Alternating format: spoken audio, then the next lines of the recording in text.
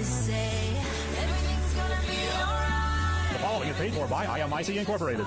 The Cure with Aimee Cabo is brought to you by IMIC Research. Life can bring many difficult situations: domestic violence, addictions, poverty, and even sexual abuse by your loved ones. Welcome, Aimee Cabo and The Cure. Good afternoon, and thank you for joining us today. I'm Aimee Cabo, and this is The Cure. I created this show as a safe space and to show that there is hope after going through difficulties, no matter what type. I'm trying to use testimonies to that effect and inviting professionals that can help with suggestions. We discussed powerful topics and had incredible guests over the course of the last months. We've talked about abuse, how to overcome it, prevention, post-traumatic stress disorder, including other mental health issues, its symptoms, available treatments, and other forms of suffering.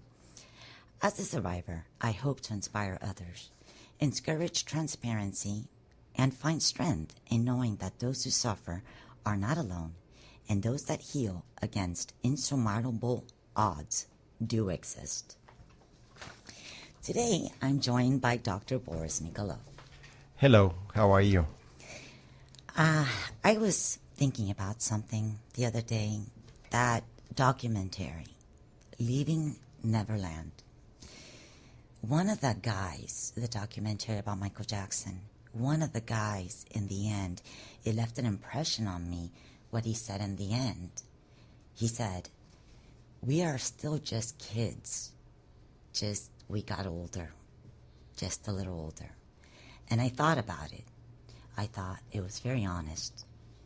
I can understand. I'm like a kid at times. I get excited about little things, but that's only one example.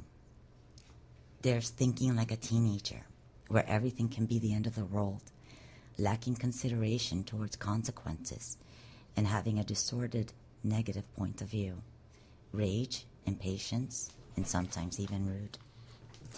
What you would call symptoms of PTSD, depression, or simply regression. But those who considerably suffer for a long time are not the easiest people, and it takes a super understanding and loving support system. Patience at best, at least with me, 25 years of suffering, 16 years trying to figure it out, and 3 years finally learning. Just the other day, I started reading a book about saints that fought with the devil. And one saint asked God, "Why didn't you save me until the end and allowed so much suffering for so long?" Well, then God then explained, that's how a masterpiece is made. Something to the effect that great things take a long time. And it is true that had I not experienced all that I have in life, and if life was rosy with doctors for parents, I'd probably be a big brat.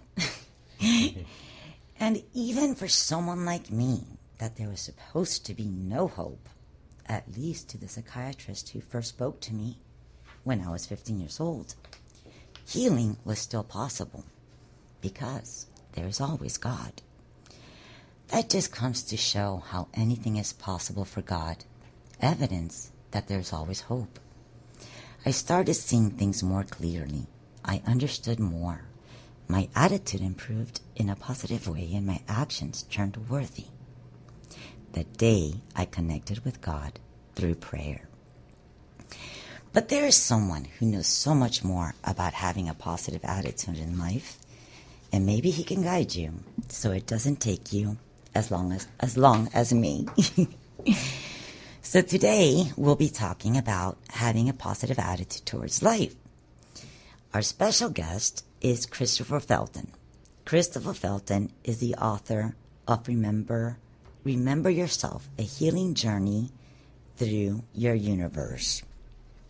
This is a help self book and journal, and he quotes, "Their social interaction have been strangled by the heaviness of their pain, and their enthusiasm has been immobilized by disappointment and frustration." He's also a former state trooper.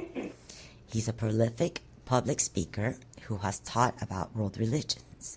And he's also the author of the book Cipher Den and the fervent exchange. And his articles have appeared in the Times Magazine. Hi, Christopher. Thank you for joining How us. are you? Thank you so much for having me. Christopher, I have to tell you, I mean, stress and worry and anger and depression afflict many millions in the world today. And Americans can relate, certainly relate, because I heard a poll that we rank among the most negative people on earth, according to the Gallup poll. So why is that?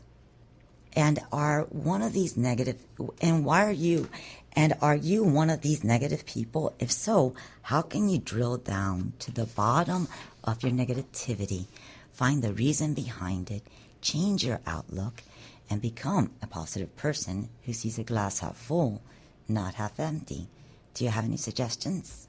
Absolutely. Well, first, Aimee, I think that it's important to realize that we are, it's not a linear perspective. We are human beings, and we're chock full of so many different emotions and psychological maladies and cultural imperatives, that we are just bludgeoned by so many things around us. But there are certain techniques and tools that we can use to get us on the right track. Like, for instance, in society, we've been taught that a one-sided view of giving is better than receiving. But look at it like this. Many of us speak of our passion for helping others, but we overlook ourselves in the process, or we'll counsel others in their time of need or distress, but we won't get the counseling that we need for ourselves. So I think what happens is there is an imbalance between what we do for others and what we do for ourselves, all without realizing that when we do for ourselves, it puts us in a better position to be helpful for others. Yes, I agree. And one of the things that you were saying, when sometimes people want to do a kind thing for you and you want to be kind back and you say, oh, no, it's okay. But then how do you know that that person needs to feel good about themselves, that they've done something kind? So you can look at it in a different way. Okay, I'll let this person do this kind deed, because it's not so much about me looking kind or me looking good, but how I might make that person feel better. Right. And we don't always know, exactly. We wear facades in so many different facets of life. We're taught through society or culture to, wear certain facades. We're through our courtesies and our mannerisms, to be honest with you, we're taught that there's a certain level of dishonesty that needs to be put forth, lest the other person think that we're being a little harsh or, just hard.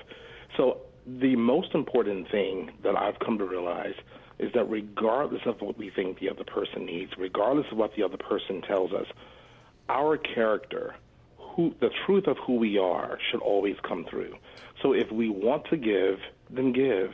If we see that a person is in distress or they are in need, then we do something according to our urge to do it, rather than letting another person tell us not to give of ourselves or our resources. Because oftentimes I've recognized that when a person is saying no, or they're trying to be polite, or they're rejecting what we have, they greatly appreciate it at a later time. Yes, and I do believe you get what you put in. Absolutely. So, I mean, really, it's like the same thing. Treat others the way that you would like to be treated. All those basic guidelines, I think, were very good that Jesus gave us. And, yes, and I see what you're saying, that once we're able to change our outlook and to change ourselves and become a better person ourselves, then we're able to set a good example and help others. Right. But unfortunately, a lot of us fall into the trap of this mental hole that we just have to see things in a negative way. And not everybody finds comfort in prayer like I did, or takes as long as I did. But what suggestions do you have to prevent people from falling into that mental hole, that way of thinking? Well, in my book, I actually have exercises and techniques that have proven to be very, very effective. I just got the book and a few more prisons for prison programs as well as mental health clinics, and they're starting to become part of the like depression groups and addiction groups.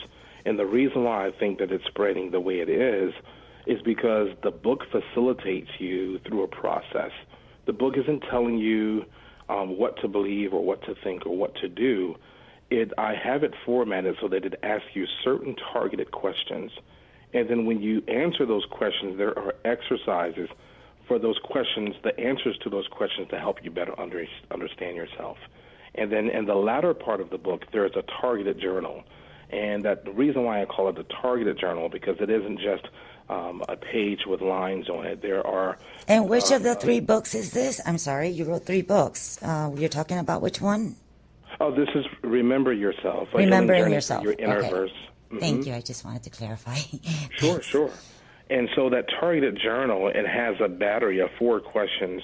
And when you answer them on a daily basis, you'll slowly start to see that each day begins to improve. And as I said earlier, we're still human, so nothing is perfect. We're going to have our upside and our downside. But it is amazing to see how people come to realization of things that they have suppressed or even repressed because they just have not done any form of introspection.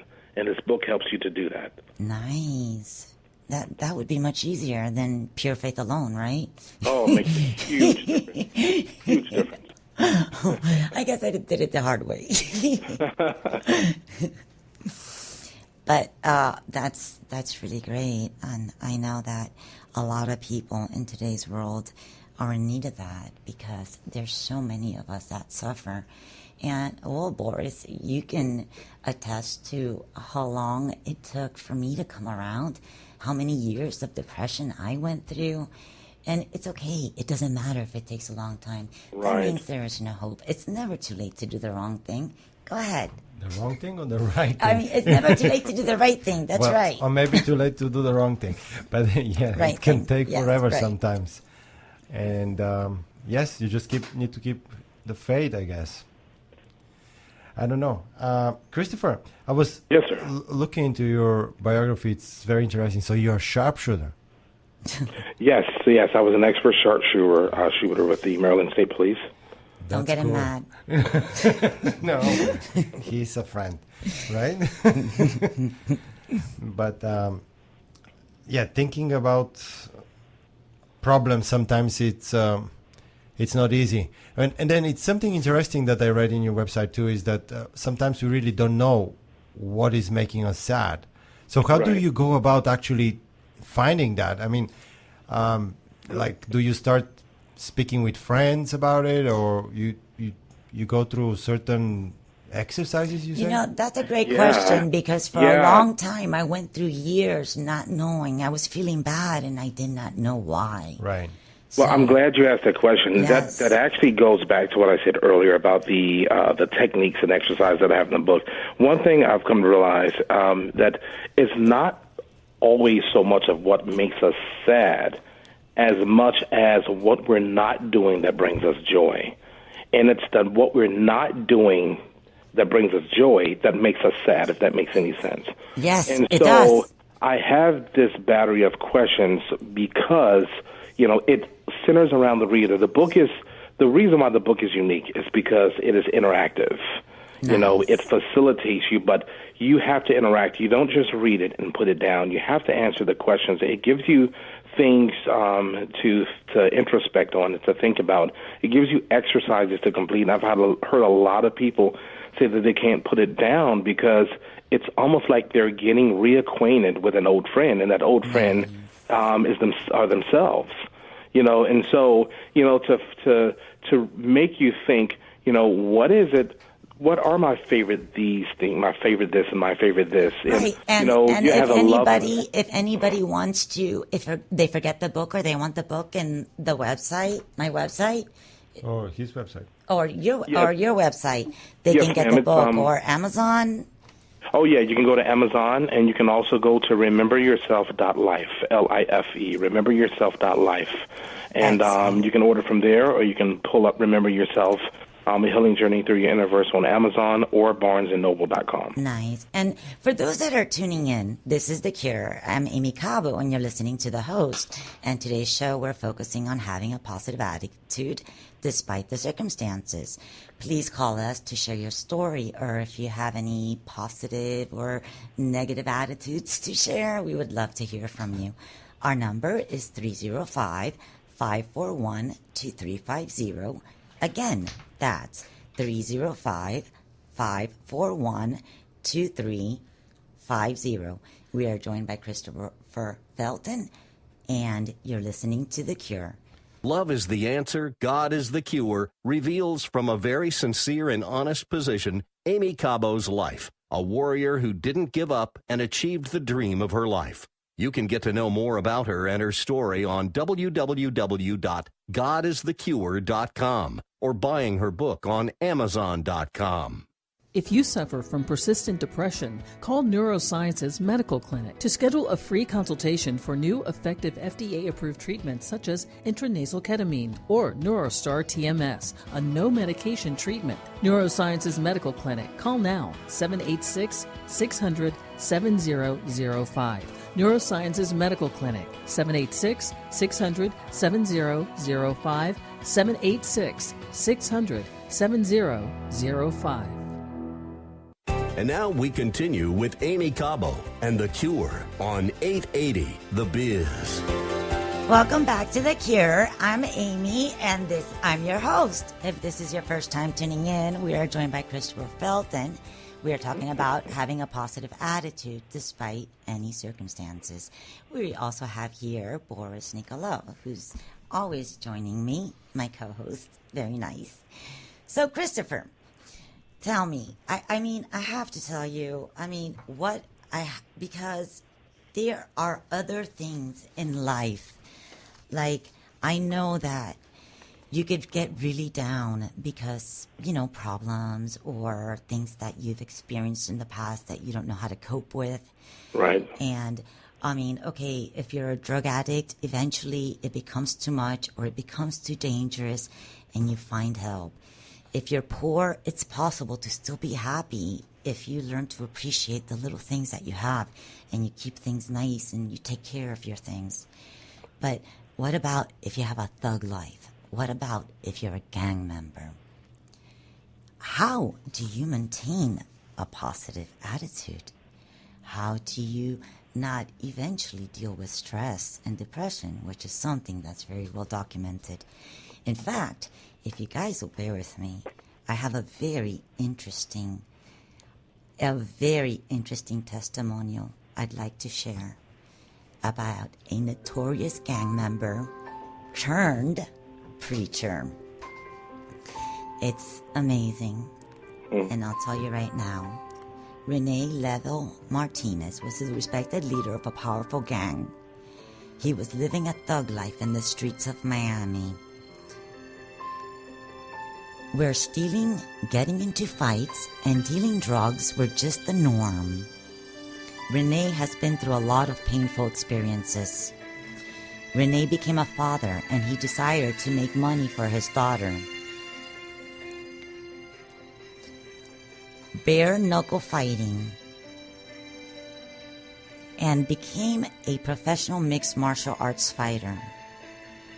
God made him successful in his career as a professional fighter. He had all the fame and money, but still felt empty inside. Rene saw demons his whole life. When Rene was in his studio one night, he felt demons all over him. And it was so intense. Sorry, there's a commercial now that I have to wait, and that's what Facebook does. It gives you a commercial, a dog eating some food from a dog bowl. Don't tell the name then. Just bear with me. Cute dog, though, I have to admit. It was so intense, but he suddenly felt God talking to him and realized that God was protecting him all along. He saw his life flashed before his eyes. And he realized that it was Jesus who saved him.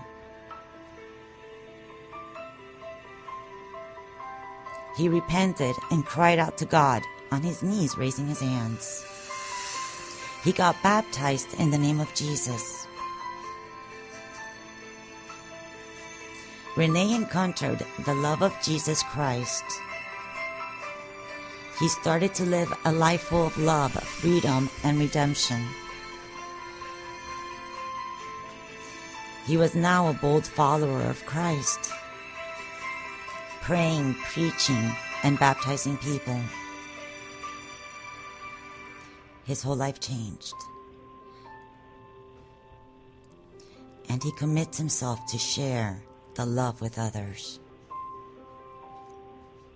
especially those who experience the wrath of gang violence and drug abuse. His life is a powerful testimony that God can entirely change the life of someone.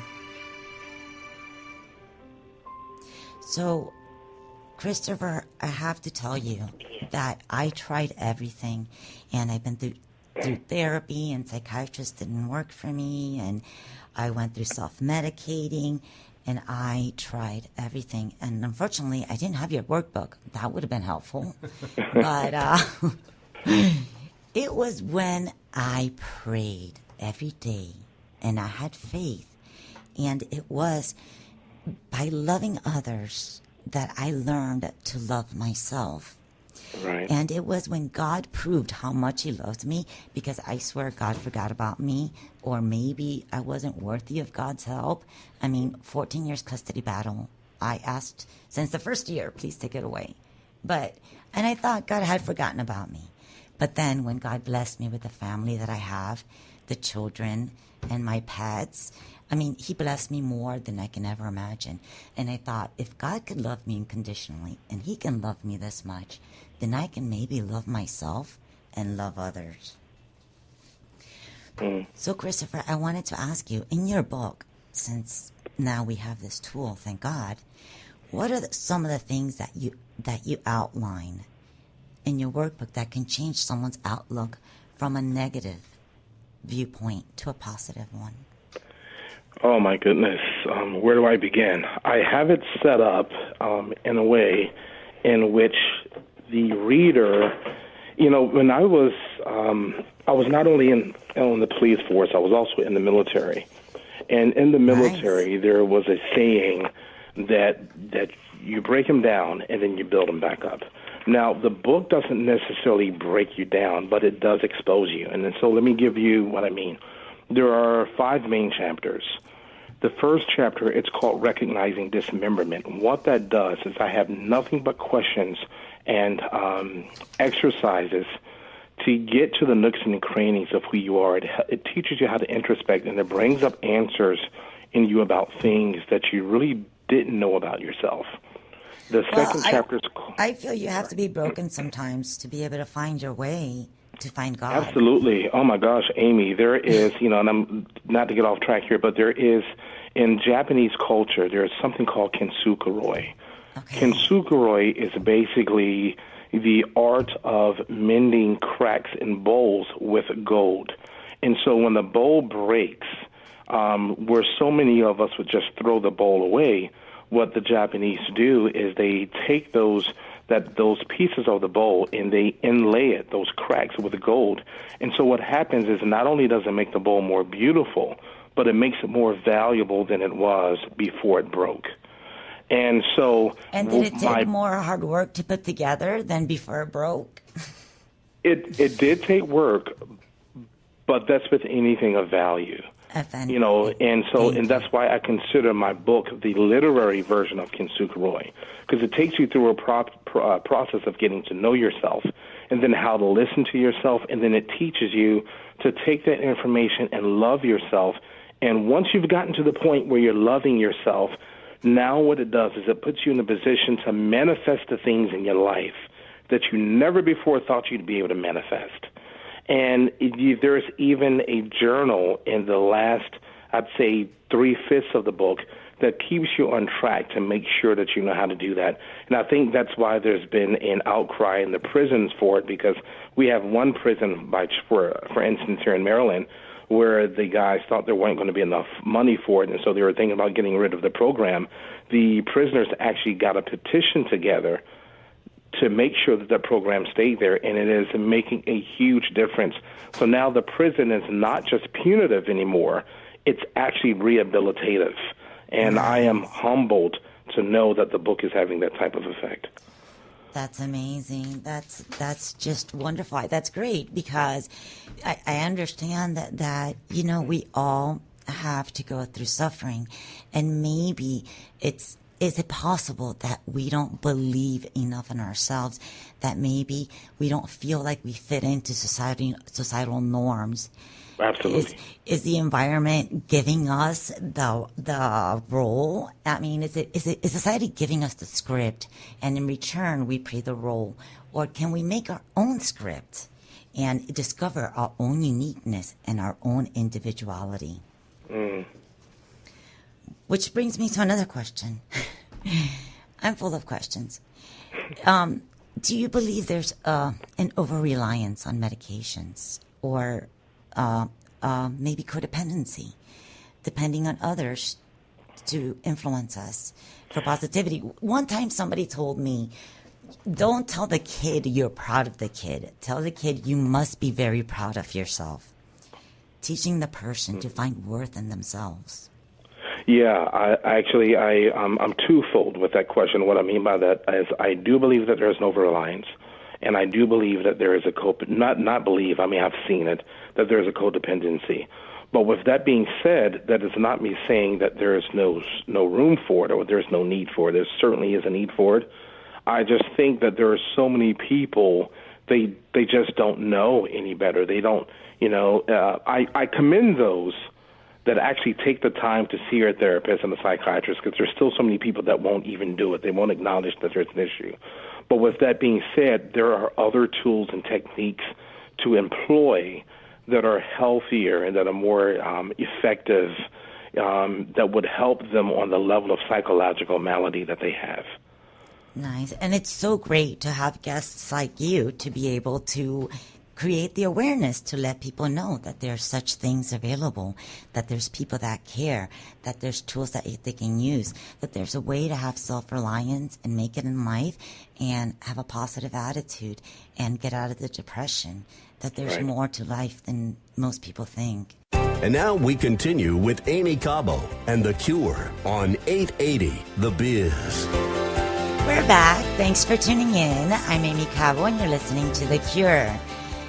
We're here with Dr. Boris Nikolov and also our special guest, Christopher Felton. Christopher, I wanted to ask you a question. Actually, did you have a question for him? Yes. Actually, I wanted to run something by you, Christopher. Sure. I was wondering, I know, in my opinion, there is a lot of people with stress and depression in the U.S., and I was wondering, what's attributing to that? Why is that? Is it very stressful? Is it like overdiagnosed? Our environment or our way of thinking, our perception? Wow. I think, it was something that I mentioned earlier about these issues, as well as the approach that the book takes, and that is that it's not linear. And what I mean by that, it's usually a conglomeration of things. When it comes to society and the pressures of society, I think that our values have been diverted towards one that is less internal and family-oriented and community-oriented to one that is more materialistic. Nice. And then the problem with that is that when we focus on that which is outside of ourselves, materialism, comparing ourselves to others, what they have, who they are in the eyes of so many people, who's popular and who's famous, is we use those, as our goals or things to reach. And the problem with that is that we never have a sense of self. we're always striving like the donkey that's following the carrot that it never attains. And so there's this depression of feeling like we're not good enough, we're not this enough, we're not that enough. Like being like the Joneses. Exactly. So that's why the book is so self-centered, not self-centered, but self-serving. self-centered. Exactly, because it is so important that we get back to the truth of who we are, and we work from that cipher and expand ourselves outward. Because an empty cupboard serves no one. Our cupboards must be stocked in order for us to be, a greater blessing and greater givers to others. And so the principle is the same when it comes to us. We must take care of ourselves. We must have a healthy sense of self-esteem. We must stock our own cupboards so that we can be greater for others. And not get lost in the process. Absolutely. Christopher, usually I have had testimonials on this show, and I think you're a pretty amazing person. First of all, you speak very well, but most people that are inspirational speakers are basically testimonials. They've survived something in their life. They've gone through some hard circumstances, which led them to pay it forward. They wanted to give back to the community. Right. And I wanted to know, what is it that encouraged you? What was it, your own life experience that led you to write this book? It was. It started out, part of in the book, part of the few things that I have in bold is that most of our issues as adults stem from our childhood. And I'm not saying that I necessarily had a bad childhood, but what I'm saying is that I was an internalizer as a child. Okay. And people don't understand just how much children see, how much they perceive. And even though what children see and perceive and hear, even though they cannot process it at that moment for what it is, these memories remain with these children so that when they get older and they become adults, they think back to those memories and now they can process them and they're affected by them. So that's one thing. Another thing is, as a state trooper, I've seen so much. Yeah. I bet. And, just one of the things that I've taught my children is that there is no way for me not to live in the yellow zone. Most people live in what's called the green zone, where you just kind of go about your life, your responsibilities, do your things. The yellow zone, there's a different level of awareness. There's a different level of security that you're constantly thinking about because you know on so many occasions how things can go from 0 to 100 in just a second. And those things that you look at and those people that you look at, you can't necessarily tell what's going to happen, and so it is tantamount. I mean, it is just extremely important to me that people come to understand the importance of healthy self-esteem, the importance of being confident, the importance of character and integrity, and being respectful as well as respectable. Those basics to me are the basics of life, as the basis of how we interact with each other, in humanity and as human beings. And so that's why the book focuses on that. So basically, you grew up compassion from seeing bad things and seeing so much suffering and things like that. And you just basically wanted to teach others a better way. Yeah, and honestly, Aimee, at the first onset, like I said, the thing that I had going for me is because I was an internalizer, it also meant that I was an introspector. I constantly monitored what was going on inside of me. I didn't necessarily know what to do with it, but I just got to the point, I said, look, this is bothering me way too much. It's affecting the way my daily perspective of life. I don't want to lose my family. I don't want to lose my sanity. So I came up with my own exercises, and this was over quite a period of time, over a few years. Nice. And my wife noticed the difference and saw how it was helping me. And she said, Chris, you can't just keep this to yourself. And the first thing I did when I heard that is I locked down. I'm like, no. Not me. Couldn't be. And it wasn't that I didn't want to share. It's just that I didn't want to feel exposed. I was going to be transparent only to myself. Right. I get that. I really get that. And I realized, I said, you know what? If this helped me this much, how can I not share it with others? I got to the point where I realized this doesn't even belong to me anymore. I cannot be a participant of humanity and a lover of people and keep this to myself. So I started organizing it, and that's how the book came about. Nice. It's amazing, because one of the things that I was really making an important point on is the fact of human interaction. You can have your faith, but you can be in a really, really bad place. Sooner or later, there'll be somebody that will show up, that will be there for you, that will talk to you or lead you in the right way. And just like you, Christopher, I think that God used you to help others, to share your knowledge with others, because not everybody can do it that way. Not everybody has the faith or knows how to pray or feels like they can pray, but they can get your book, or they can go to a therapist, or just the fact that they know that they can do this on their own, and you've made that available. Because to tell you the truth, medication only works 35% of the time. Right. The psychiatrist is only there for that one time a month or one time a week. What happens with the rest of our days? Exactly. Are we content just existing, or do we feel like we're making a difference towards the better? Whether it's bettering ourselves or bettering others or helping others. Every day that I wake up, I think it's just one more day, one more opportunity to do the best that I can do in everything that I do, to treat everyone as kind as I can, and take care of everything that I have, including my little doggies, because they need grooming every day. And it's an opportunity to bring about a smile, to do something kind. And that's what did it for me. I could have used your workbook, but that's what did it for me. Right. Is feeling that I was a nice person because now my actions were good. Now I'm not doing bad things. I'm not doing drugs. I'm not running away from God, feeling ashamed. Right. I'm welcoming Him into my life, and I'm using my faith to help others and to share with others. And that's what helped me. And I was able to come through everything.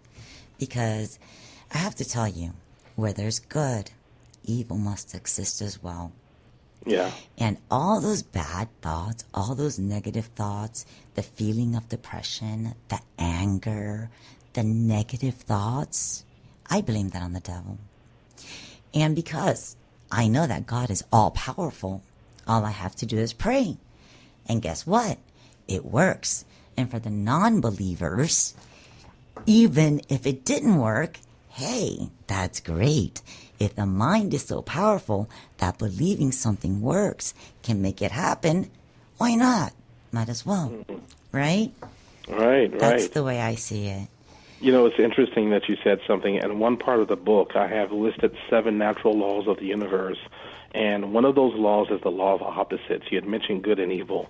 So I think that when you check that part out and when other people see those laws, that's another eye opener when they realize, hey, I never knew that I had this type of power at my fingertips to understand how to use what is intrinsically a part of me to help myself and others. Here's the thing. The devil is very deceitful. And when people feel depressed or when they get angry and they're rude or mean and then they feel like a monster, they feel terrible, that's the devil. But the thing is, the person feels like they're broken.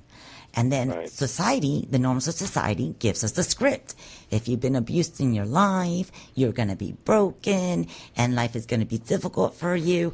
And that's what we tend to believe. We fall into this victim role. And it's not necessarily so. It's not so much that we're broken. We're perfectly made. Look how perfect our bodies are. We're made in the image of Christ, for God's sake. So, yes, don't let the devil fool you. And it's true, because I loved philosophy. And it is true. Where one thing theology too. Where one thing exists, the opposite must exist. Like the left and the right, night and day. It happens. Yin and yang. Yes, that one too. Absolutely. But Christopher, thank you so much. It's been so wonderful talking to you. Again, if anybody wants to get this wonderful book that Christopher has, Remembering Yourself, you can go to rememberyourself.life, or you can go to aimeecabo.com under guests. Thank you so much. It was a pleasure speaking with both of you. I really appreciate the time. Thank you so much, Christopher, and God bless. Thank you. Take care. This has been The Cure. I'm Aimee Cabo. Thank you guys so much for listening. The Cure with Aimee Cabo was brought to you by IMIC Research, 786-310-7477 or www.godisthecure.com. Tune in every Friday at 2 p.m. for The Cure with Aimee Cabo, right here on 880 The Biz.